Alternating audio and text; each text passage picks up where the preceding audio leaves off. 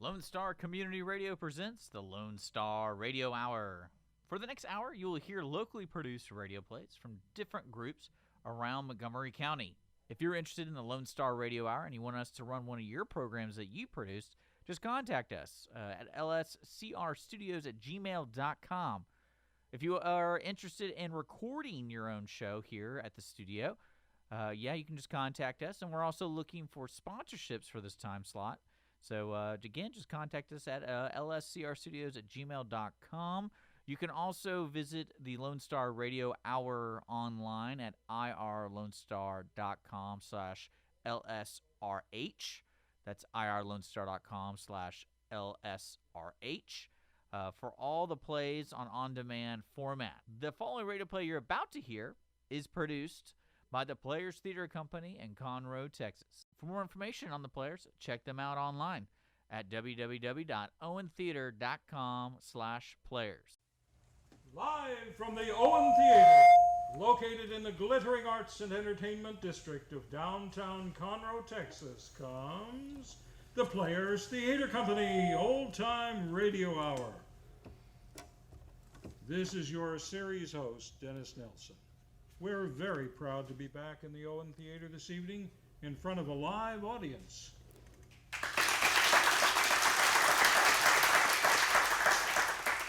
The character of Sherlock Holmes, that master detective created by Sir Arthur Conan Doyle, of course needs no introduction.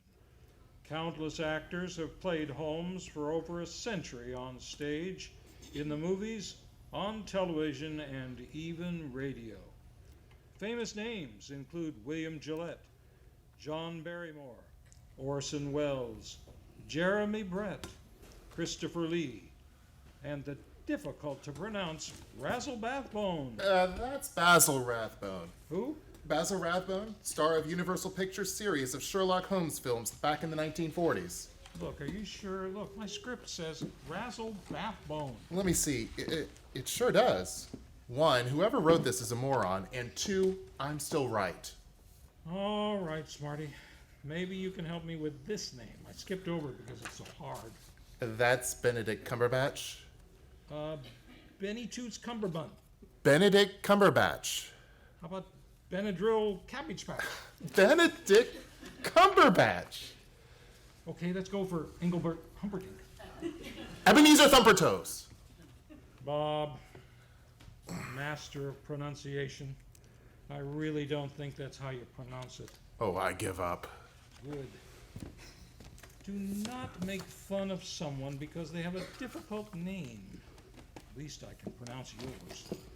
The latest man to portray Holmes tonight is our own excellent Bob Galley. This is Bob's third appearance on the radio hour, bringing with him a wealth of theatrical roles, in addition to the best Christmas pageant ever, which is soon to be seen at the Crichton Theater. Also returning tonight is the versatile Cassidy Perkins. In addition to 4 previous radio hour episodes, Cassidy's credits include a role in Over the Tavern at the Owen Theater, and she is instrumental in our Players Kids performances. The gifted Zach Kirk joins the radio hour for the first time this evening. Zach has been seen in such Players productions as White Christmas and It's a Wonderful Life. He's also a percussion master, often contributing his talent on drums to our musicals. Masterful Quentin T. Bishop returns to the radio hour, having been seen at the Owen this past season in Inherit the Wind and in Young Frankenstein for Upstage Theater. The radiant Natalie Hernandez also joins us tonight. Natalie has appeared at the Owen in You Can't Take It With You and elsewhere in powerful shows such as Dracula, Steel Magnolias, and The Crucible. Also a newcomer to the radio hour, the debonair Josh Sandros brings his talent to our show tonight, having appeared in such productions as Willy Wonka and The Tempest. Joining us again is stellar Baron Dan Jackson, Monty Award winner for his command performance at the Owen in The Sound of Music. Baron Dan was last heard on the radio hour in our 75th anniversary production of The War of the Worlds. Tonight's director, the outstanding Belle Ladine, will be pulling double duty tonight as Irene Adler. Irena. Irena? Ugh. I officially give up on names. That says Irene in my script. What exotic place is your character from, anyway? New Jersey. New Jersey? Get a rope. Enough said. Finally, starring as Dr. Watson this evening, whenever I decide to stop talking, is the superb Jeff Evans. Jeff's previous credits include... wait a minute. You don't have any previous theater credits. That's right. How'd you get an accent so authentic? I was kind of born into it. I've also had some practice harassing visitors to 16th century England. You know what I'm going to do? I'm going to smile and nod and just pretend I know what you're talking about. My previous acting experience comes from many a weekend spent at Texas Renaissance Festival Performance Company, and I was born into it. This is my actual voice. Whatever. Well, I am curious. Can you do a Texas accent? All right, I'll give it a go. You all come back now, you hear? Yeehaw! Well, you know, you're a good sport and all that sort of thing, old fellow, but I recommend you stick to what you know. Let's bring you forward to the 19th century, for heaven's sakes, as fast as we can. Right you are, Governor.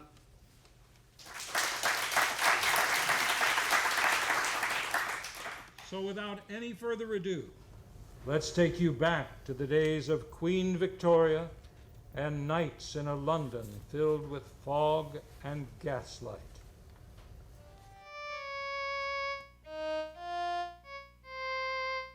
The company Old Time Radio Hour brings you The New Adventures of Sherlock Holmes. Tonight, we invite you to listen to Dr. Watson tell us another exciting adventure he shared with his old friend, that master detective, Sherlock Holmes. He's waiting for us. Let's go on in and join him. Come in, come in, come in. Thank you, Dr. Watson. Good evening. How are you, sir? Good evening, Mr. Nelson.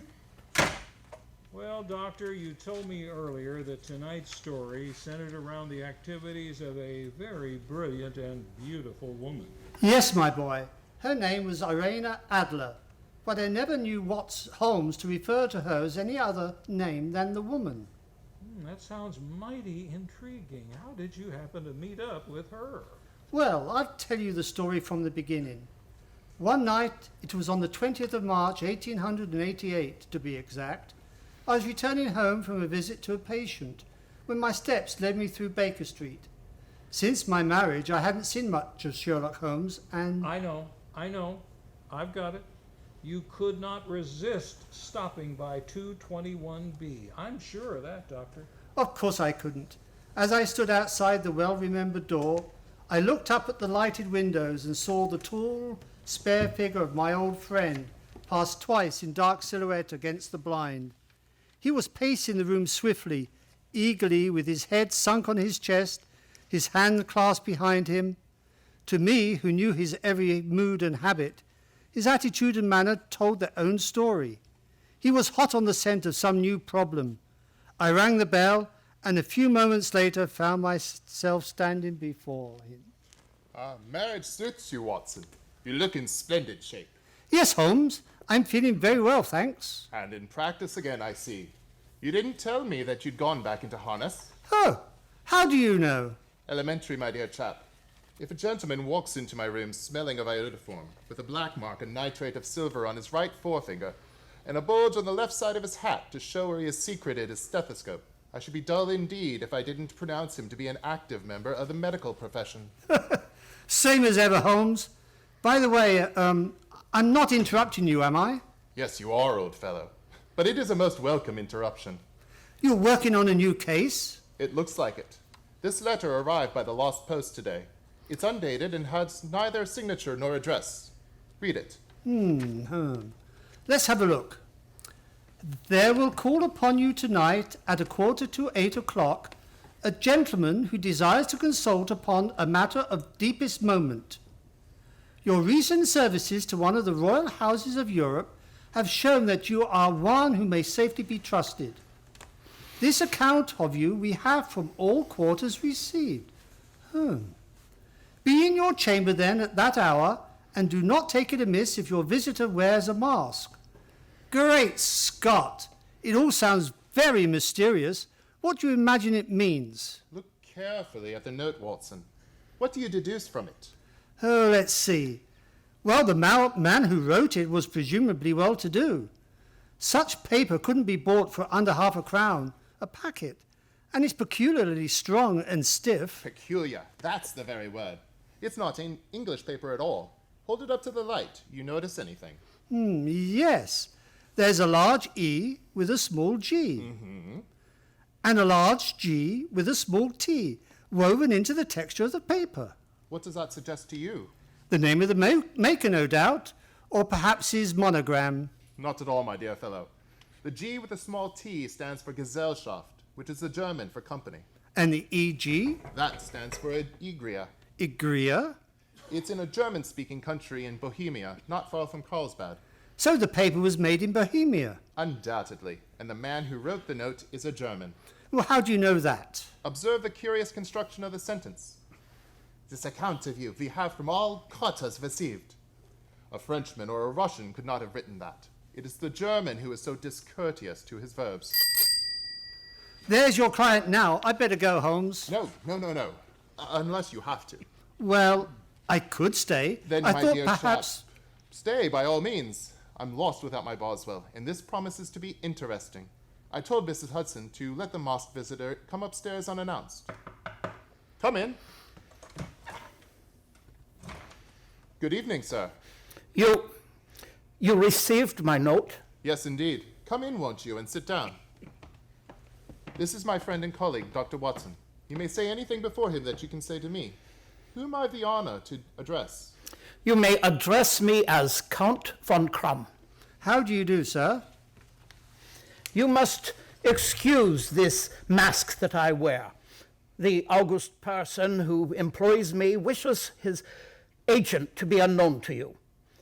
And I may say right away that the title to which I have just called myself is not exactly my own. I was well aware of that fact, sir. You see, Mr. Holmes, the matter I am here to discuss with you tonight implicates the great house of Ormstein, hereditary kings of Bohemia. That had not escaped me either, sir. In fact, if you would state your case, I will be better able to advise you, Your Majesty. How did you... Yes, I am the king. Why should I attempt to conceal it? Why, indeed. I shall remove the mask. There.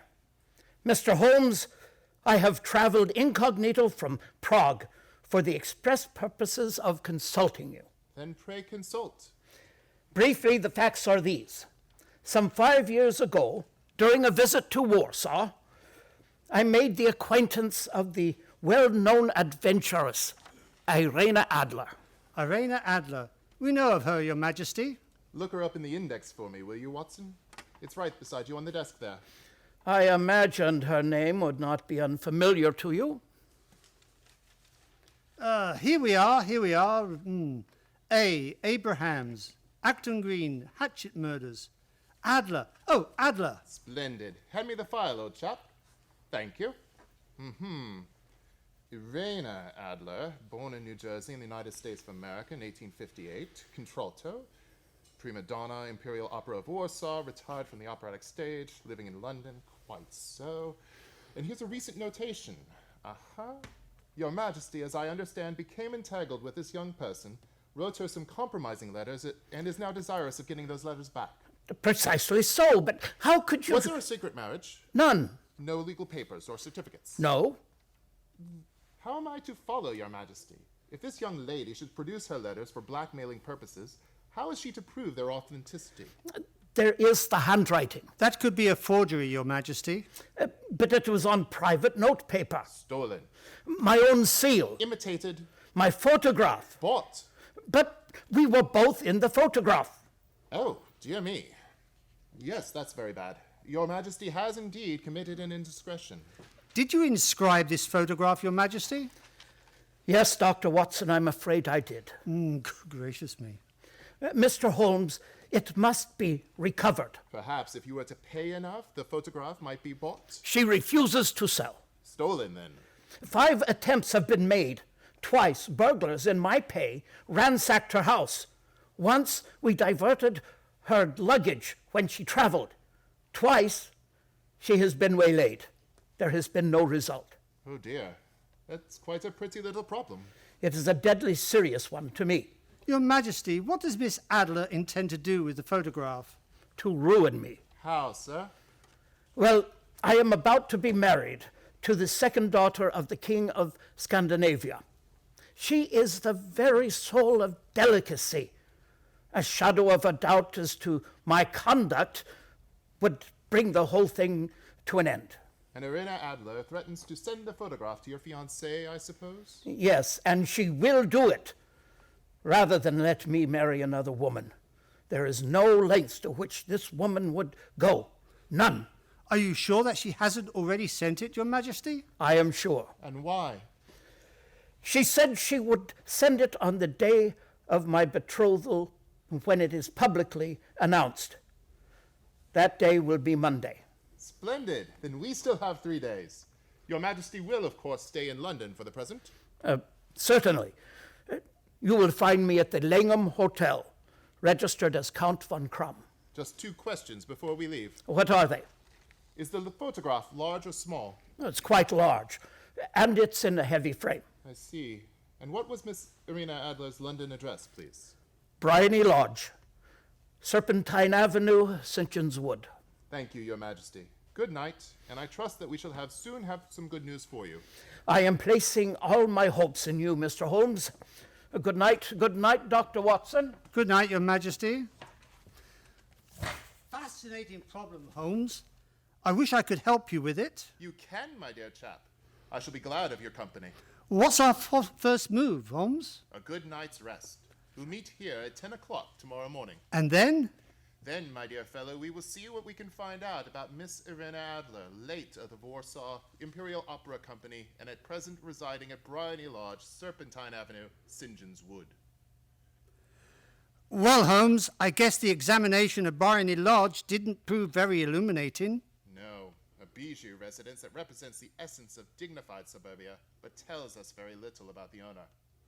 I think a visit to the local public house might prove more instructive. Come on, chap. I see the door of the Coach and Horses inviting us from down across the road.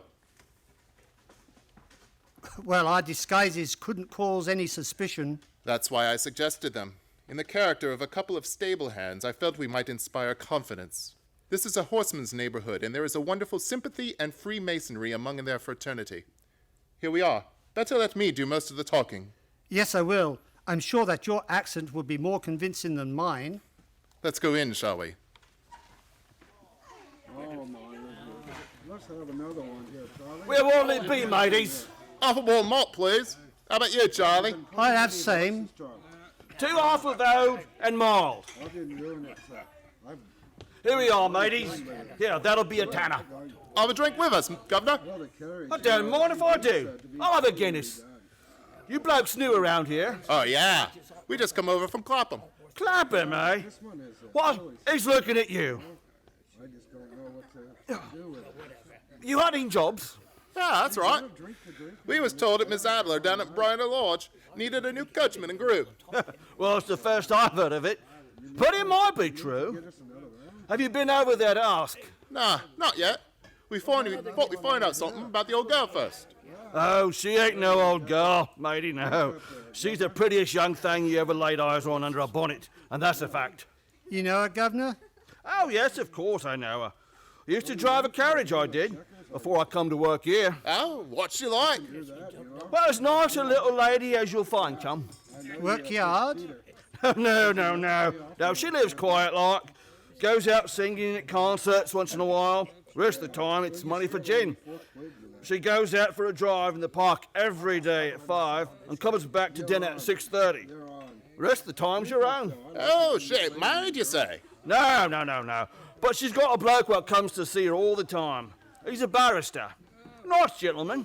Mr. Godfrey Norton is his name. Good-looking fella.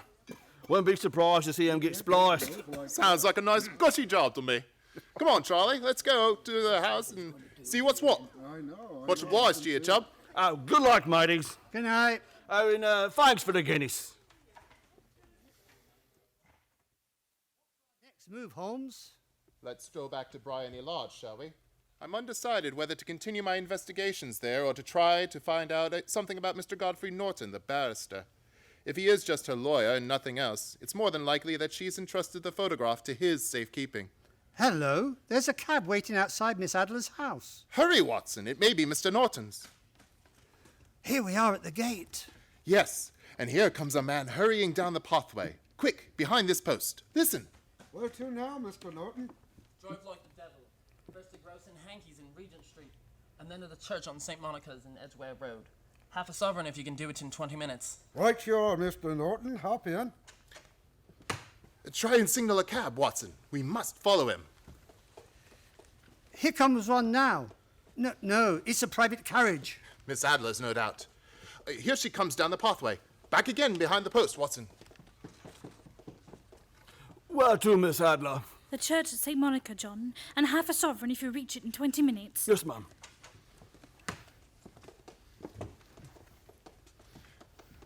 The game's afoot. Quick, we must get a cab and follow them. Here comes a hansom. Cabby, hey, cabby. Have you blokes got enough money to take a cab? Here's half a sovereign for you, my man. Right you are. Where to, governor? The church of St. Monica in the Edgware Road, and another half sovereign for you if you can get us there in 20 minutes.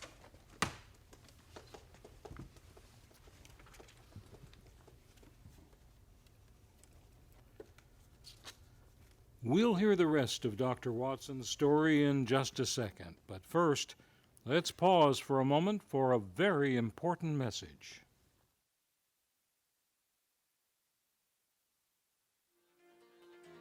At Jazzy Junk, volunteers reclaim, restore, and recycle. Jazzy Junk is a non-profit resale storefront where you will discover wonderful, unique finds at very affordable prices on furniture, antiques, books, art, home decor, and more. When you shop Jazzy Junk, you support New Danville, a community for adults with developmental disabilities. We receive new donations daily, so plan a visit to Jazzy Junk today to find that perfect item or gift. Our motto is here today, gone today. So remember to hurry in and shop often for the best selection. Jazzy Junk is located in the outlets at Conroe on League Line Road and I-45 North. Call 936-441-4500 or visit our website, jazzyjunk.org, that's Junque, for more information and store hours.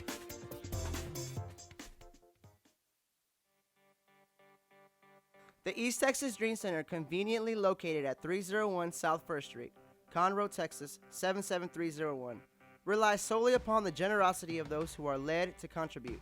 We are a Christian organization that houses women and children who are trying to get their lives back after being homeless, abused, or addicted. Your financial contributions are tax deductible. We are recognized by the IRS as a tax-exempt organization under Section 501c3. With faith, hope, education, and a lot of love, we seek to lead individuals towards self-sufficiency so they can become contributing members of society. Your generous gift will help women and children in our community. Please visit our website to find ways to donate or volunteer. Our website is www.easttexasdreamcenter.org. Again, the website is www.easttexasdreamcenter.org. A telephone number where you can reach us is 281-601-6800. Thank you and have a blessed day. Well, Doctor, again, you broke off your story at the most exciting point. Did you and Sherlock Holmes reach that church inside the 20 minutes? Yes, Mr. Nelson, we did. But the other carriages were there before us. Holmes went into the church after telling me to guard the outside. I must have waited for 10 minutes or more before Mr. Godfrey Norton and Miss Adler came out, spoke a few words to each other, and then left, then and there, in their separate conveyances. A moment later, Holmes, still dressed as a stable hand, came striding out of the church and down the steps towards me. He was obviously very excited. Watson, have they left? Yes, in separate cabs. I overheard him say that he was going back to his office, and she said, I shall drive out in the park at 5 o'clock as usual. Splendid. Then come on, we can return to Baker Street. What happened inside the church, Holmes? They were married. Married? Of course. The ceremony would have been illegal if performed before afternoon. That accounted for their wild dash to the church. Jump into the cab, old fellow. Where to now, Governor? 221B, Baker Street. Oh, they got married, eh? Yes, and it may amuse you to know that I acted as witness to the ceremony. You did? But how did that happen? Their own witness had failed to appear, and I was dragged into the breach. The bride gave me the sovereign as a memento. I think I'll wear it on my watch chain in memory of the occasion. What an amazing situation. Things begin to look better for the king, don't they? Now that she's Mrs. Norton, the chances are that she won't expose His Majesty after all. I hope so, Watson, I hope so. But we can't afford to take any chances. I think the time is ripe for us to come to closer grips with the lady.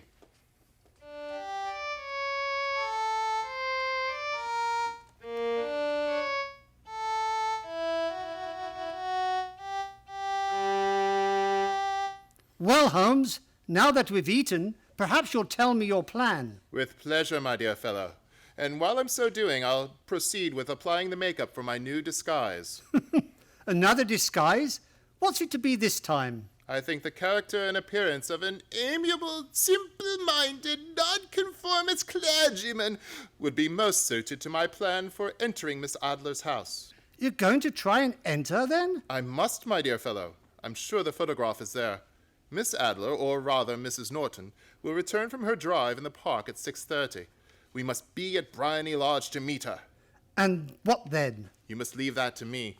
I've already made my arrangements. There is only one point on which I must insist. You must not interfere, come what may. You understand? I'm to remain neutral? Yes. There will be some small unpleasantness. Don't join in. It will end in my being conveyed into the house. As soon as I am able to, I shall open one of the windows. You are to watch from outside. When I raise my hand, you will throw an object that I shall give you through the window and at the same time cry fire. You follow me? Entirely. But what am I to throw? Oh, it's nothing very formidable. Here it is. Looks like a great big cigar. What is it? An ordinary plumber's smoke rocket, fitted with a cap at either end to make it self-lighting. Your task is confined to throwing it through the window. When you raise a cry of fire, it will be taken up by quite a number of people. You may then walk to the end of the street, and I'll rejoin you in 10 minutes. I hope I've made myself clear. Perfectly. Good. And now, old fellow, as soon as I've donned my clerical attire, let's be on our way. There's no time to be lost. It's nearly 6:30, Holmes. We've been pacing up and down in front of her house for half an hour now. I hope she does come back. I'm sure she will. There seems to be a lot of loafers hanging around her gate. All part of my conspiracy, old chap. You'll see them play their parts in a few minutes. You still think the photograph is inside the house? Yes. It's most unlikely that she carries it about with her. Remember, the king told it was a large, framed picture. And also remember that she planned to use it in a few days. It must be where she can lay her hands on it. It must be inside her house. But her house has been burgled. Twice. Oh, psh. They didn't know how to look. How will you look? I won't. I'll get her to show me. She'll refuse. She won't be able to. Shh! Here comes the carriage now. Remember, Watson, carry out my orders to the letter. You can trust me, Holmes. Blimey! Here comes he touches of tiddlywinks! Oh, let's put out the carpet. She might get her tootsies wet. Oh, leave him alone. She's no better than she ought to be. Please, please. I live here. Well, ain't that nice? We'll all come in and have a cup of cocoa. Move out of the way, please, and let the lady through. Oh, mind your own business. Just because your collar's turned the wrong way round, you can't spoil our fun. That's right, Annie. Keep your nose out of it, Parson. Oh, stop shoving, will ya? Please, please don't fight about it. I'll tell you what. Stop molesting the lady, please. Do you now? Then how'd you like a biff on the nose, Mr. Clergyman? Oh, he hit the poor man, and then he ran away, the coward. Is the clergyman badly hurt? Well, he hit his head, ma'am, as he fell.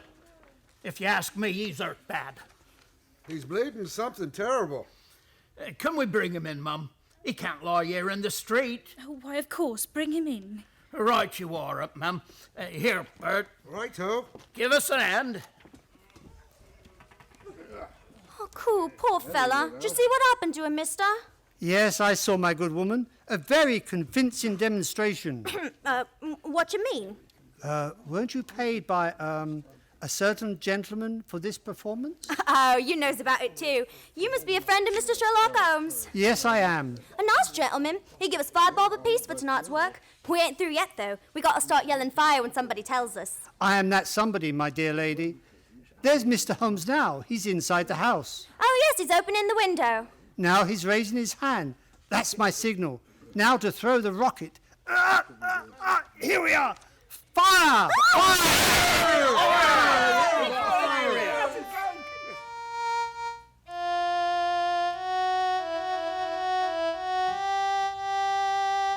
Holmes, there you are. You have the photograph? No, but I know where it is. She showed me, as I told you she would. Well, I'm still in the dark. There's no mystery, old chap. When my accomplices started the row in the street, I had a little moist red paint in my hand. My good friend Alfie pretended to strike me. I clapped my hand to my head and fell down. It's an old trick. Yes, I understand that. But how did my throwing the rocket help you? It was all important, my dear fellow. When a woman thinks that her house is on fire, her instinct is at once to rush for the thing that she values most. A married woman grabs her baby. An unmarried one reaches for her jewel box. In this case, of course, it was the photograph. Where was it? In a recess in the living room, just above the right-hand bell pull. I caught a glimpse of it as she drew it out. When I made it known that the fire was a false alarm, she replaced the photograph. As soon as I was able to, I advised her that I was feeling well enough to leave. You didn't take the photograph then? No. I felt that over-precipitance at this stage might ruin everything. What do we do now?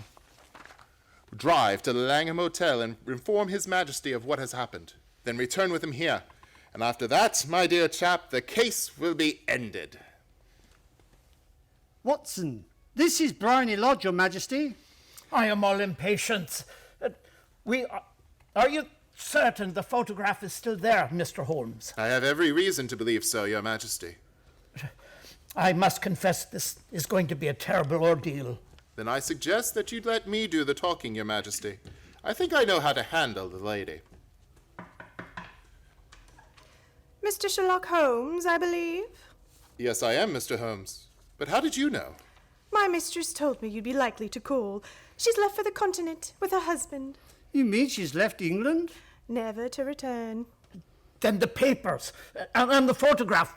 Oh, all is lost. We'll soon see. Follow me. She said you'd be looking for something. I hope you find it.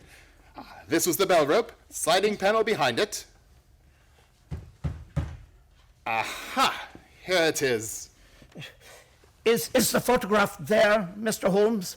There is a photograph, Your Majesty, but it's a photograph of the lady alone. Here's a letter, and it's addressed to me.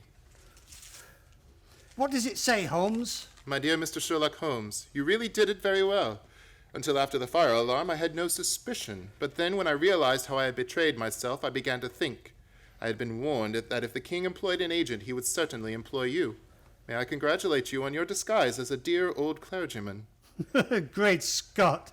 She was much more clever than you thought, Holmes. Yeah, go on. Oh, what else does it say? My husband and I both thought that the best recourse was flight, so you will find the nest empty. As to the photograph of the king and myself, His Majesty may rest in peace. Oh, thank goodness for that. I love and am loved by a better man than he.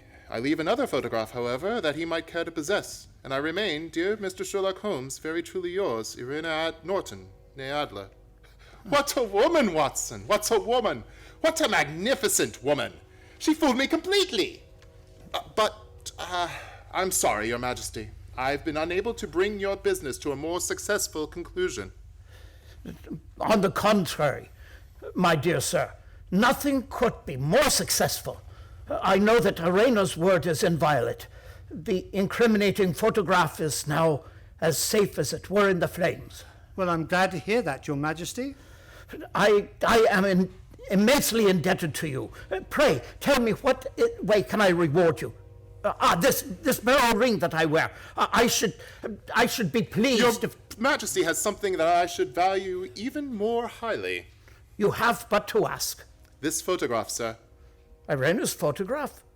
But certainly. However, you must give me, give you something more substantial. Oh, no, Your Majesty. This is something I shall treasure all my life. This and a golden sovereign I received from the lady's hand. They will remind me that I was once tricked by a woman that I shall never forget. Dr. Watson will return with yet another Sherlock Holmes mystery in just a few moments. Stay tuned for the second half of our exciting double feature.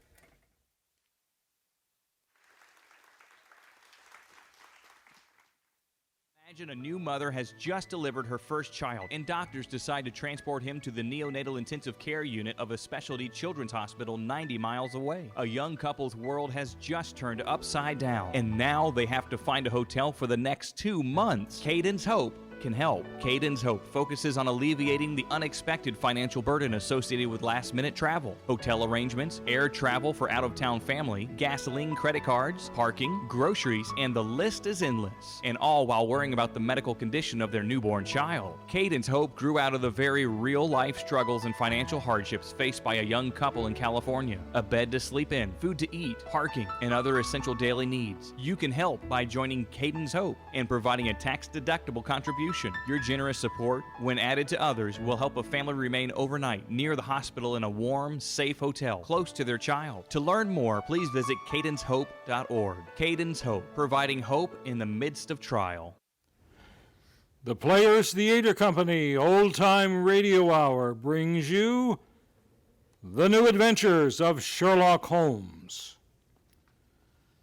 We invite you to listen to Dr. Watson tell us another thrilling adventure that he shared with his old friend, that master detective, Sherlock Holmes. Good evening, Doctor. Good evening, Mr. Nelson. Pull up a chair and join me. That's very cordial of you, sir. Thanks, Doctor. Are you all set with our next story? Yes, my boy. I'm all set, as you call it. As a matter of fact, I was going over my notes on the case just now. An extremely beautiful girl figures prominently in this story. In fact, I often used to say to Holmes that if I'd been a little younger at the time, I might... oh well, you haven't come here to listen to my personal reminiscences. You want to hear the story that I call The Problem of Thor Bridge. I love these stories with beautiful young women, Doctor. We're ready. How did it begin? On a windy morning in October, in 1890 it was, as I was dressing, I observed how the last remaining leaves were being whirled away on the solitary plane tree, which graced the yard behind our Baker Street house. I descended to breakfast, prepared to find my companion in distressed spirits, for like all great artists, he was easily impressed by his surroundings. But, to my surprise, he was in an unusually gay mood. As I entered the room, he looked up at me and, with a smile, he spoke. Good morning, my dear fellow. I hope you slept well. Splendidly, thanks, Holmes. I'm so glad. Well, you're very solicitous this morning. I think you must have a new case. Am I right? The faculty of deduction is certainly contagious. Yes, I have a new case. After a month of trivialities and stagnation, the wheels revolve once more. Good. Tell me all about it. Well, as yet, there isn't much to tell. Have you ever heard of Neil Gibson? Neil Gibson. Oh, yes. Something to do with mining, hasn't he? A great deal to do with it, my dear fellow. In fact, he is considered the most greatest mining magnate in the world. About 5 years ago, he bought a large estate in Hampshire. Perhaps you've heard of the tragic death of his wife? Oh, yes, of course. I remember the case now. She was murdered by a jealous governess who was in her employ, wasn't she? That point will be decided when the lady in question, Grace Dunbar, I believe her name is, comes up for trial at the forthcoming Winchester Assizes. In any case, it's hard to see what I can do for my client at this late date. Your client? Oh, yes, I forgot I hadn't told you. I'm getting into your involved habit of telling a story backwards. You better read this letter. Came this morning. Let's have a look. Dear Mr. Sherlock Holmes, Miss Dunbar is innocent. I can't see the finest woman in the world go to her death without doing everything possible to save her. I shall call upon you at 10:30 tomorrow morning to discuss the matter. Yours faithfully, Neil Gibson. Good gracious me. There you have it, Watson. That is the gentleman I await. Do you know anything about his dead wife? Only what I've been reading in the papers. Apparently, she was past her prime, which is more unfortunate as this Miss Dunbar, who superintended the education of the two young children, is reputed to be a very attractive young lady. The internal triangle. Oh, well, where did the murder take place? On Gibson's estate in Hampshire. His wife was found on the grounds nearly a half a mile from the manor house, late at night, clad in her dinner dress, with a shawl over her shoulders, and a revolver bullet through her brain. Any weapon found near her? No, there were no clues found at the scene of the crime. What made them suspect the governess? Well, in the first place, there was some very incriminating evidence. A revolver with one discharged chamber, the caliber corresponding with a bullet in the dead woman's head, was found on the floor in Miss Dunbar's wardrobe. Oh, was it? Pretty damaging evidence, Holmes. So the coroner thought. And to make the case even blacker against Miss Dunbar, the dead woman had a note on her making an appointment at the very spot, and the note was signed by the governess. It seems obvious that the girl's guilty, and the motive's clear. Mr. Gibson would be a great catch for a young girl. Love, fortune, power, all dependent upon one life. Possibly, Watson, but circumstantial evidence can be very misleading at times. Ah, there's the gentleman in question. Unless I'm very much mistaken, considerably before his time. Well, I can see him from the window here. Formidable-looking fellow. Must be over 6 feet tall. Judging by the way he's wrenching at that doorbell, he's a man with a violent temper. Mrs. Hudson's opening the door to him now. Ah, meet him on the stairs, will you, old chap? It'll save Mrs. Hudson a journey. Right you are, Holmes. Up here, sir. Are you, Mr. Sherlock Holmes? No. Holmes, indeed, is waiting. Come along, won't you? Mr. Neil Gibson, I presume. That's right. So you're the great Sherlock Holmes, huh? The adjective is your own, Mr. Gibson. Sit down, won't you? By the way, you may speak quite freely in front of Dr. Watson. Well, I may as well begin by telling you that money means nothing to me in this case. You can burn it if it's any use to you, in lighting the truth. Mrs. Dunbar is innocent, and it's up to you to prove it. Just name your fee. Mr. Gibson, my professional charges are on a fixed scale. I don't vary them except when I admit them altogether. Very well. I can imagine you read the newspaper reports of the coroner's inquest. Yes, very thoroughly. I don't see I can add anything to help you, but if there's any questions you'd like to ask, I'll answer them. Well, thank you. First, what were the exact relations between you and Miss Dunbar? I suppose you're within your rights in asking such a question, Mr. Holmes. We will agree to suppose so, shall we? Then I can assure you that my relations with Miss Dunbar were always those of an employer towards a young lady whom he never conversed with or ever saw except in the company of his children. Oh, I'm a rather busy man, Mr. Gibson, and I've no time or taste for aimless conversation. I wish you good morning. What the devil do you mean by this, Mr. Holmes? My dear sir, the case is difficult enough without your giving me false information. Meaning that I lie, sir?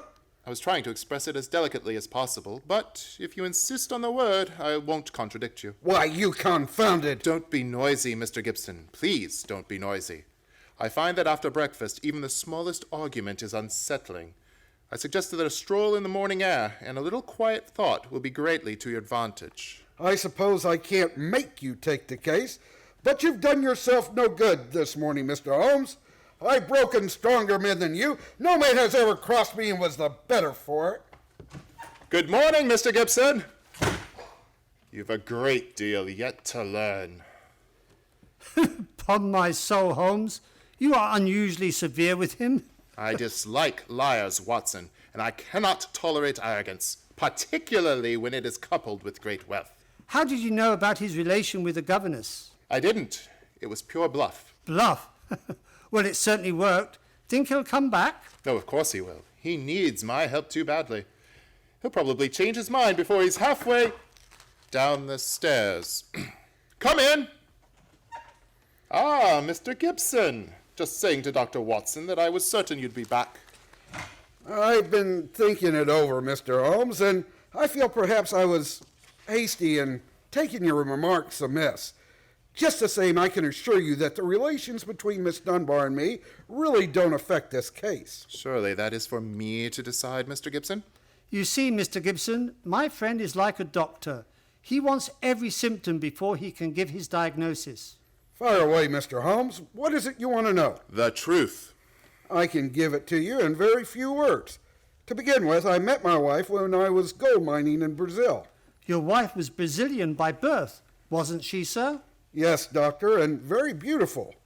Well, to make a long story short, I fell in love and married her and brought her here to England.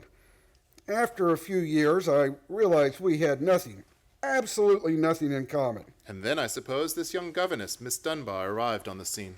That's right, Mr. Holmes. Well, the story should be obvious to you from there. You fell in love with this girl, I suppose, sir? Who could help it? Did you suggest marriage to her? Yes, though I knew my wife would never divorce me. I see. Then you made an utterly insincere proposition to her. Now, look here, Mr. Holmes. I came to you on a question of evidence, not of morals. I'm not asking for your criticism. It's only the young lady's sake that forces me to touch your case here at all. Now tell me, sir, what is your own opinion as to Miss Dunbar's guilt? It's very black against her. I can't deny that. One explanation of the tragedy did come into my head, Mr. Holmes. I give it to you for what it's worth. Pray continue. My wife was bitterly jealous. She was half crazy with hatred. She might have planned to murder Miss Dunbar, or we'll say to threaten the girl with a revolver and to frighten her into leaving us. There might have been a struggle in which the gun exploded and gone off and shot my wife who was holding it. Well, that possibility has already occurred to me. It's the only obvious alternative to deliberate murder. The revolver, Holmes. It was found on the floor of the governess's wardrobe. Mr. Gibson, I should like to examine your house and the scene of the murder as soon as possible. Certainly, Mr. Holmes. Sergeant Coventry of the local police is still down there. He'll give you any help you may need. Excellent. Watson, old fellow, fetch the timetable. We're catching the next fast train to Winchester.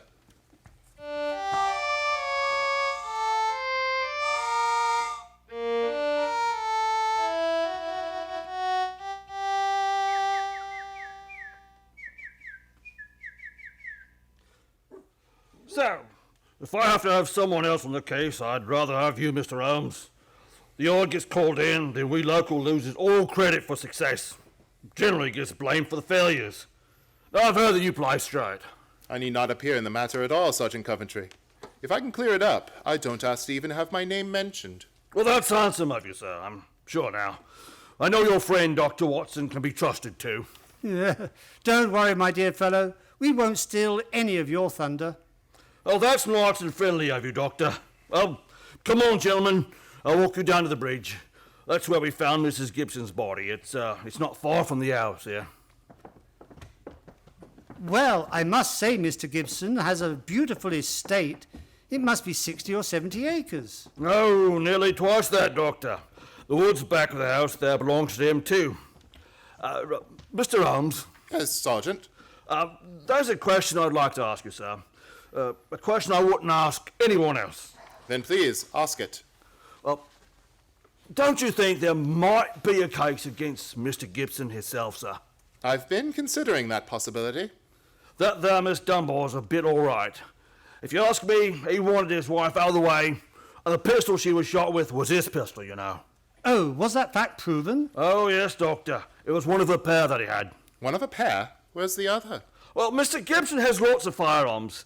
We never quite matched that particular pistol, but the box was made for two.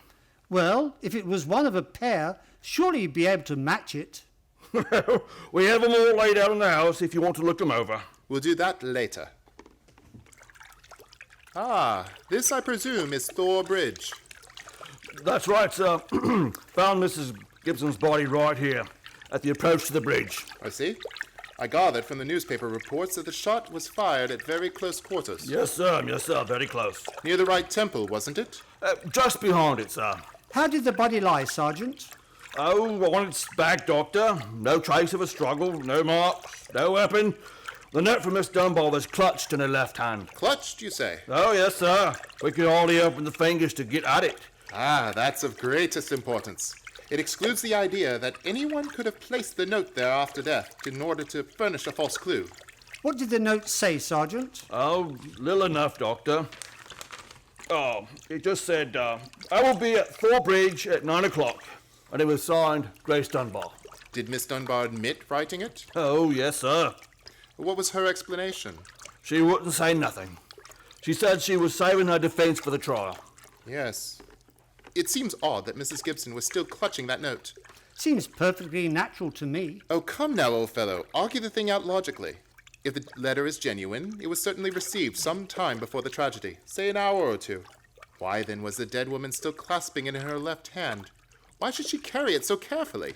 She certainly didn't need to refer to the note at all in the interview. Doesn't it strike you as rather strange? Well, now, you put it that way, it does sound a little peculiar. Hello? Did you notice this, Sergeant?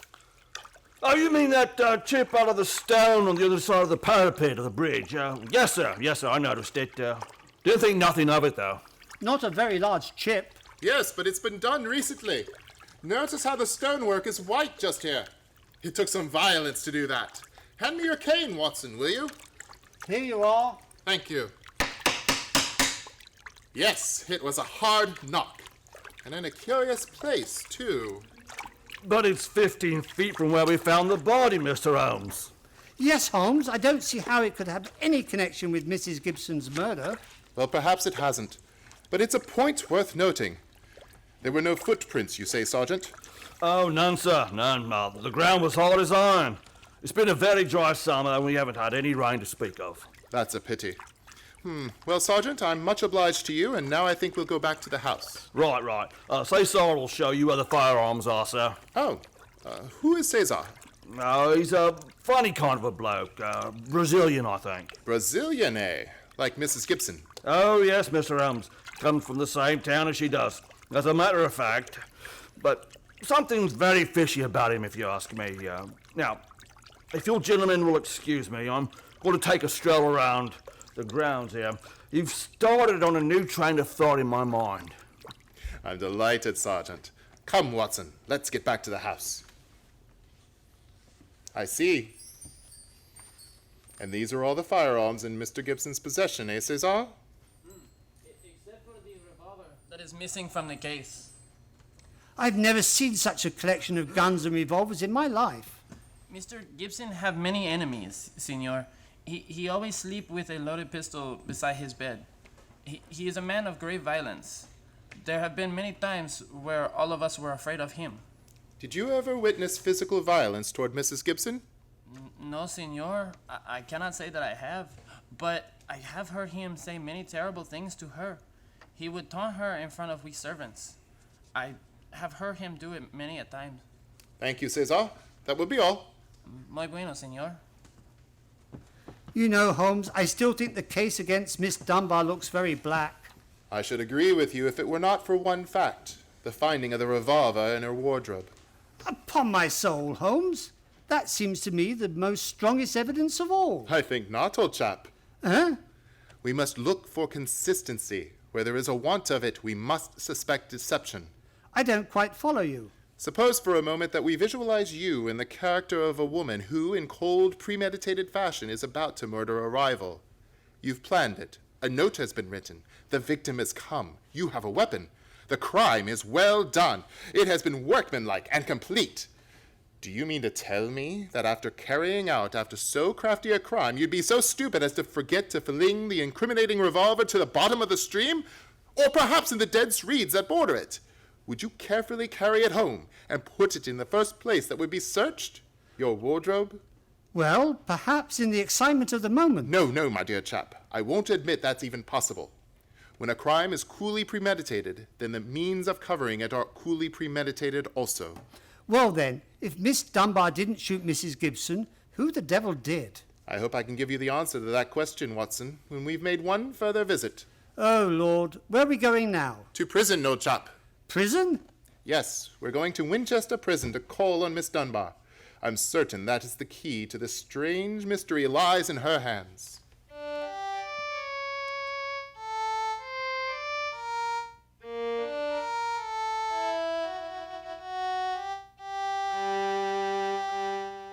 You'll hear the rest of Dr. Watson's story in just a few seconds. Personally, I cannot wait for the final act of this mystery. But first, let's take time out for this message. Heaven's Army of Resources and Recreation Center is a 501c3 nonprofit organization featuring a 10,000 square foot building located at 19325 FM 1485 West, New Caney, Texas. At Heaven's Army, we offer over 26 different services free for all ages, from karate, dance, drug and alcohol classes, anger management, parenting, food and clothing pantries, to just name a few. We are supported solely by volunteers and private donations. Our main mission is to glorify God in all that we do. At Heaven's Army, we strive to be a hand up, not a handout. Come check us out at 19325 FM 1485 West, New Caney, Texas, or call for more information at 281-689-5864. You may also learn more about Heaven's Army by visiting our website at heavensarmyofresources.com.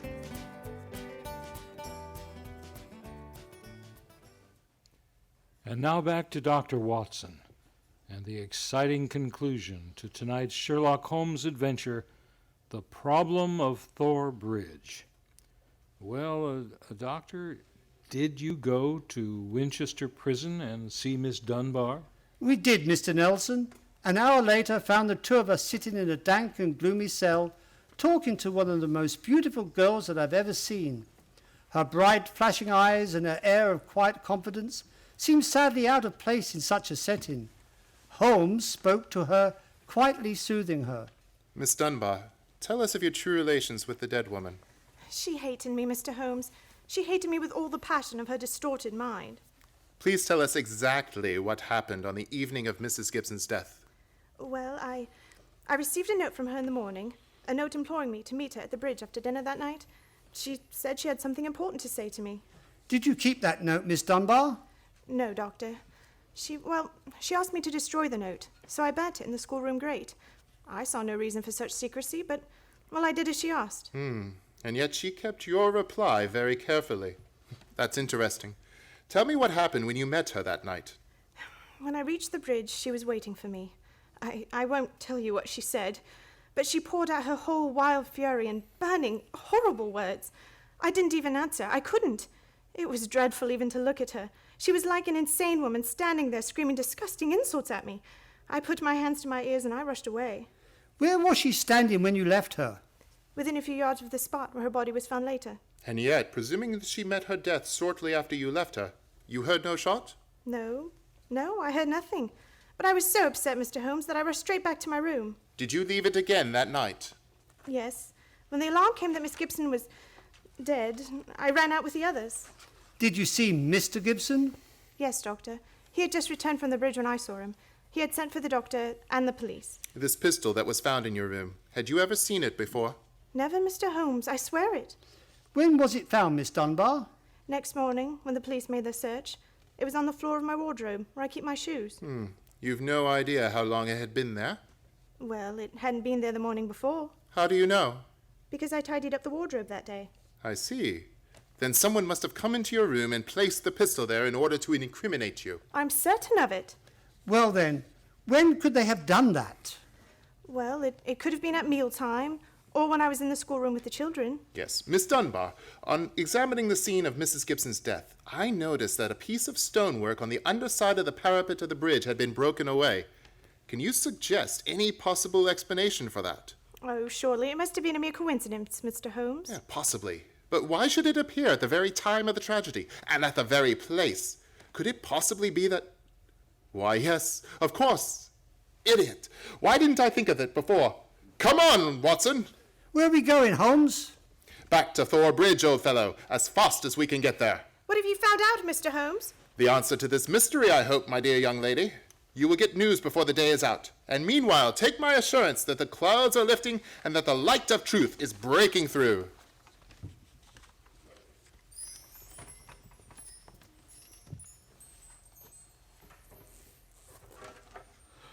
Well, Mr. Holmes, you're soon back here.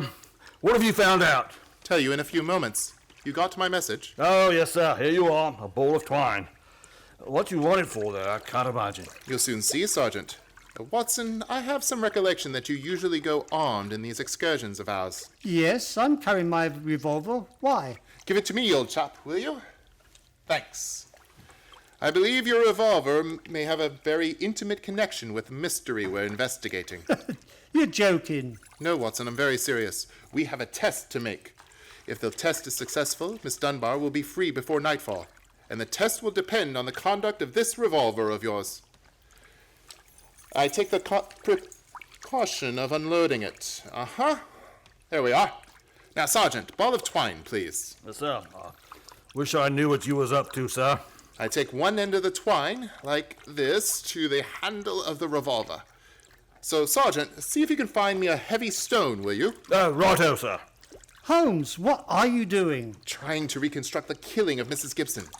But you've seen me miss the mark before, Watson. I have an instinct for such things, and yet it has sometimes played me false. It seemed a certainty when it first flashed across my mind in Miss Dunbar's cell. But one drawback of an active mind is that one can always conceive alternative explanations which would make our scent a false one. And yet, oh well, we can but try. Yep, here's a large stone, Mr. Holmes. Thank you, Sergeant. Now I tie the other end of the twine to the stone. Wait a minute. Like that. Splendid. Sergeant, will you please take this stone and stretch the twine across the parapet of the bridge there, so that the stone will swing just clear of the river on the other side of the bridge? Right you are, sir. I'll stand on the spot where Mrs. Gibson's body was found. That's it, Sergeant. Over the parapet. All set, Mr. Holmes. The stone's swinging about 8 feet above the water. Splendid. Now, Watson, watch carefully. I raise the revolver to my head. Careful, Holmes, careful. Don't worry, old chap. It's not loaded. Now, let us imagine I am the late Mrs. Gibson. I raise the revolver to my head and fire it. Instantly, my fingers release their grip and... There's your answer, Watson. Great Scott! The revolver flashed back out of your hand, struck the parapet of the bridge, and then the weight of the stone flipped it over into the water. Was there ever a more exact demonstration? Come on, old fellow! You're a blooming magician, Mr. Holmes. That's what you are, a blooming magician. Look at that! There's the second chip on the stonework on this parapet here. Same size as the first. Then the murder of Mrs. Gibson? Wasn't murder at all. It was suicide. What? We can follow the various steps quite clearly. A note was extracted very cleverly from Miss Dunbar. A note which made it appear that she had chosen the scene of the crime. Mrs. Gibson, in her anxiety that the note should be discovered, somewhat overdid it by holding it in her hand to the lost. That alone should have excited my suspicions earlier than it did. Then she stole one of her husband's revolvers. Oh, and planted the other one in Miss Dunbar's wardrobe. Exactly. Oh. After discharging one of the cartridges, which she could easily do in the woods without attracting suspicion. She then went down to the bridge where she contrived this exceedingly ingenious method of getting rid of her weapon. When Miss Dunbar appeared, she used her last breath in pouring out her hatred, and then, when the girl had left, carried out her terrible purpose. Then the missing revolver? You'll find it with the aid of a grappling hook at the bottom of the stream, and also the stone and string with which this vindictive woman attempted to disguise her own crime and fasten a charge of murder on an innocent victim.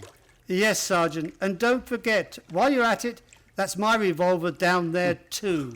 Oh, don't worry, Doctor. I'll get some grappling hooks right away. I must say, Holmes, you solved this case brilliantly. Quite brilliantly. I disagree, old chap, and I fear that you will not improve my reputation by adding the case of Thor Bridge mystery to your annals. Oh, nonsense. But that's ridiculous. Oh, no, it isn't, old boy. I've been sluggish in my mind, and wanting in that mixture of imagination and reality which is the very basis of my art. I confess that the chip in the stonework was a sufficient clue to suggest the true solution, and I blame myself for not having attained it sooner. Well, Holmes, personally I agree with the sergeant's opinion of you. Oh, what is that, old fellow? You're a blooming magician, Mr. Holmes. That's what you are. A blooming magician. Well, Doctor, Holmes really was a magician. That is, if you did find Mrs. Gibson's revolver and your own in the stream. Oh, we found them all right. You don't think I'd tell you the story otherwise, do you? What do you take me for, anyway? Well, since you ask, Doctor, I'll tell you. I take you for a very charming gentleman, a wonderful storyteller, and a fine host. Oh, really? I don't think... Well, you are a gentleman, of the old school as well, and you do tell a fine story.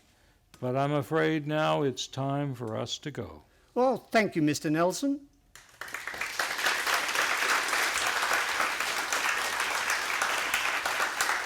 Thank you for joining us during this suspenseful episode of the Players Theater Company Old Time Radio Hour, right here in the Owen Theater.